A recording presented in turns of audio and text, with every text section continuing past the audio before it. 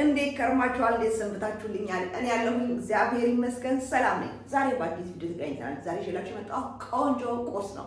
የምናዘጋጀው ደግሞ ገንፎ ነው። የምናዘጋጀው ከአጃና ከኪኖዋ ነው። አጃ የሌላችሁ ሰዎች እኔ የተፈጨ አጃ አለኝ ቀደም ብዬ ያዘጋጀሁት ማለት ነው። የሌላችሁ ሰዎች ግን ኦትስ ፍሌክስ በየቦታው ይችላል አለ። ስለዚህ ኦትስ ፍሌክሳችሁን ገዝታችሁ በሱን ፈጭታችሁ ማዘጋጀት ትችላላችሁ።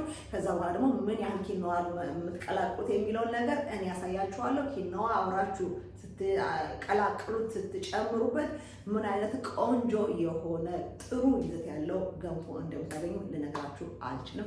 ስለዚህ እሱን እንዴት ነው የምናዘጋጀው የሚለውን ነገር ደግሞ አብረን እናያለን። አብራችሁ ነው ዛሬ ለምናዘጋጀው ገንፎ የሚያስፈልገን ግብአት እዚህ ጋር አዘጋጅቻለሁኝ። እንግዲህ እንደነገርኳችሁ ከሁለት አይነት እህል ነው የምናዘጋጀው። ስለዚህ እዚህ ጋር አጃ አለኝ፣ የአጃ ዱቄት አለኝ። እዚህ ጋር ደግሞ ኪኖዋ አለ። የምናደርገው ምንድነው? በዚህ ኩባያ አንድ ከግማሽ አጃ ከተጠቀምን ግማሽ ኩባያ ኪኖዋ እንጠቀማለን ማለት ነው። ከዛ በተረፈ ጨው ያስፈልገናል፣ በርበሬና ቅቤ እንደ ሁሉ ጊዜው እንጠቀማለን ማለት ነው። ከዛ ምን አደርጋለሁ መሰላችሁ?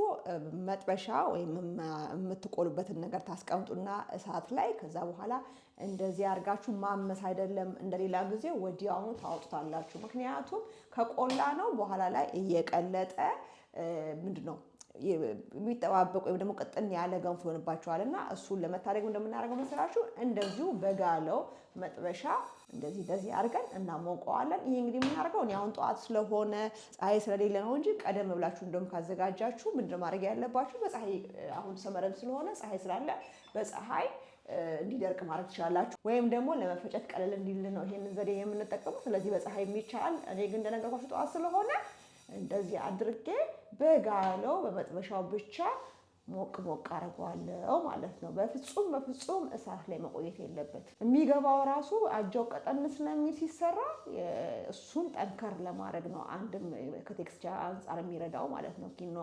ስለዚህ ከተቆላ ደግሞ እሱም አብሮ ይቀልጣል። ከዛ ሲበርድ ማለት ነው እንደዚህ መፍጫ ውስጥ ጨምረን እንፈጨዋለን።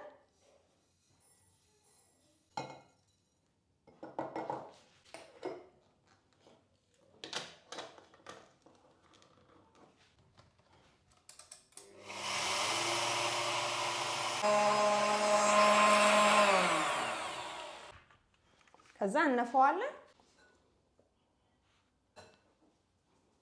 ላው ላይ አጃው ላይ ነው የምነፋው፣ ምክንያቱም አብሬ የምሰራው ስለሆነ ብዙም ስላልፈጨው ለክቼ ስለሆነ የፈጨው ለዛ ነው አንድ ላይ የማደርገው።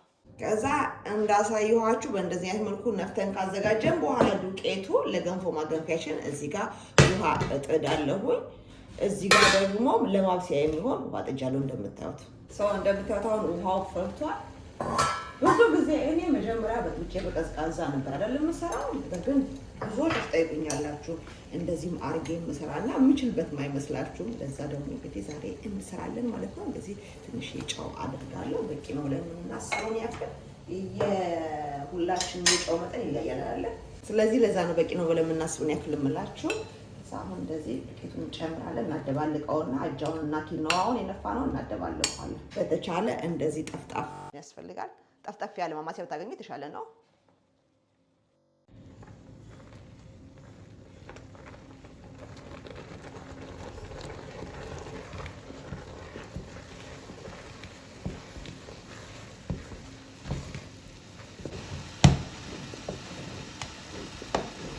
እጇል እዚህ አድርገን በደንብ አድርገን እናሸዋለን።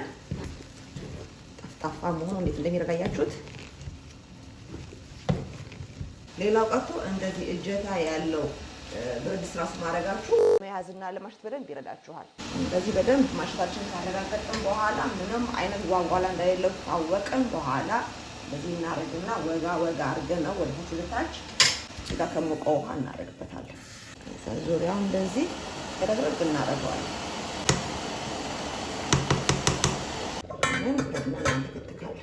አሁን ውሃውን መጧል እና እንልገዋለን እንደገና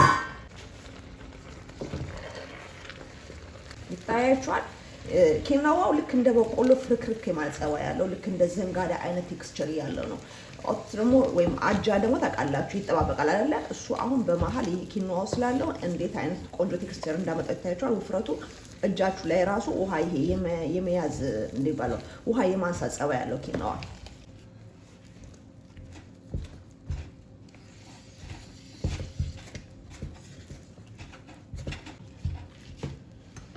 አሁን እንጨምራለን ውሃ።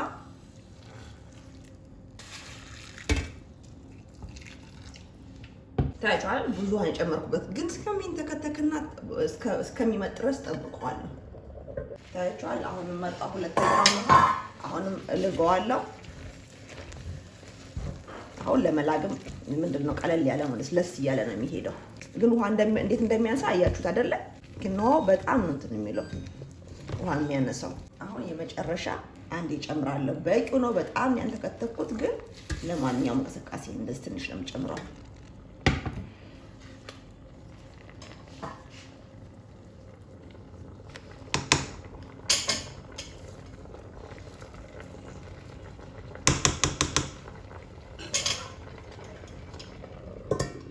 አሁን የመጨረሻውን እንልጋለን።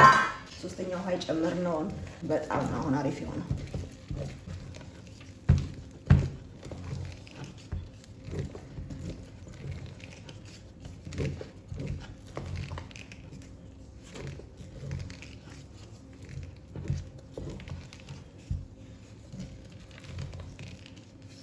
አሁን እንደዚሁ እንደሰካሁት ተዋለሁ ለማውጣት እንዲረዳኝ።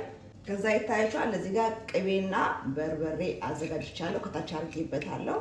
ከዛ ይሄንን ገንፎ ወስድና እዚህ የተዘጋጀው ሳህን ላይ ገለብጠዋለሁ። እንደዚህ በኋላ ይሄን ማላቀቅ፣ ይሄን ማስተካከል። ዛሬ አውቄ ነው ይሄንን ሳህን ያደረኩትኝ። እንደ እናቴ እንደዚህ አሽከርከረን ግልብጥ እናደርገዋለን። ውጭ የነበረ ቅቤ ስለሆነ ያቀልጧል ብዬ አስባለሁ። እዚህ እንጨምርበታለን። እንዳትፈሩ ይቀልጣል። ይበቃናል። ከዛ በርበሬ እናደርጋለን። እኔ እንደዚህ የሚያክል በርበሬ እጨምራለሁ።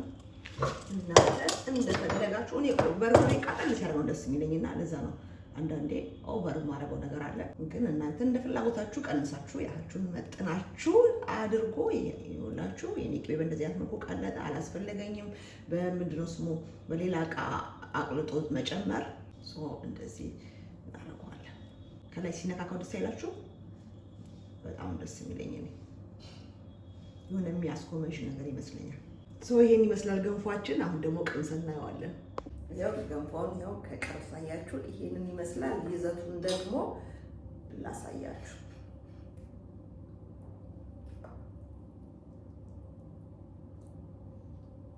ታያችኋል። እንደዚህ በጣም አሪፍ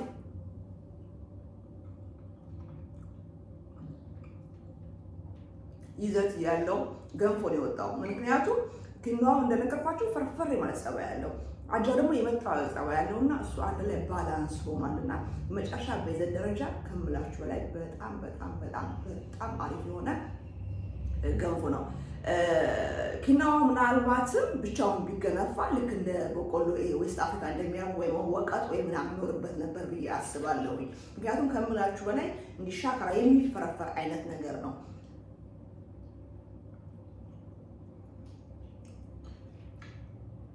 ግን ከአጃው ጋር ባላንስ አድርጎ አፋችሁ ላይ የሚሰማችሁ ስሜት ልነግራችሁ አልችልም። በጣም አሪፍ ነው። በዚህ ላይ ደግሞ ኪኖአ ጥሩ የፕሮቲን ይዘት አለው ከሚባሉ ግብአቶች አንዱ ነው። ስለዚህ ስጋ መብላት የማትፈልጉ ሰዎች ወይም በምክንያት የማትፈልጉ ሰዎች ካላችሁ ኪኖአ እየበላችሁ የፕሮቲናችሁን መጠን መጨመር ትችላላችሁ፣ ወይም ያጠራችሁን ፕሮቲን መተካት ትችላላችሁ ማለት ነው። በስጋ ተክታችሁ መመገብ ትችላላችሁ ማለት ነው። ኪኖአ በጣም ብዙ ጥቅም ያለው፣ አጃውም እንደዛው ፋይበር አለው። ለምግብ አልፈጭ ካላችሁ ለብዙ ነገር ነው የሚያገለግለው እና ከምንም በላይ ደግሞ የገንፎ ሀገራችሁ ማውጣት አይጠበቅም። አጃ አለ በየሀገሩ። ሱፍ ፈጭታችሁ ከዛ ኪኖአ ጨምራችሁ እንደዚህ ያልኩ ቆንጆ የሆነ ገንፎ ሰርታችሁ ተጠቀሙ ብዬ እላለሁ። እንግዲህ እኔ ለዛሬ የሰራሁት ቁርስ አይነት ይሄንን ይመስል ነበረ። አዲስ ናችሁ ቻናሌ ከወዳችሁት ሰብስክራይብ ማድረጋችሁ እንዳረሱ። እየሰራሁት ነው ካደነቃችሁ በላይ ፍቅራችሁን ግለጹ። በሌላ ቆንጆ ቪዲዮ ደግሞ እስከምንገናኝ ሰላም ሁኑልኝ። ባይ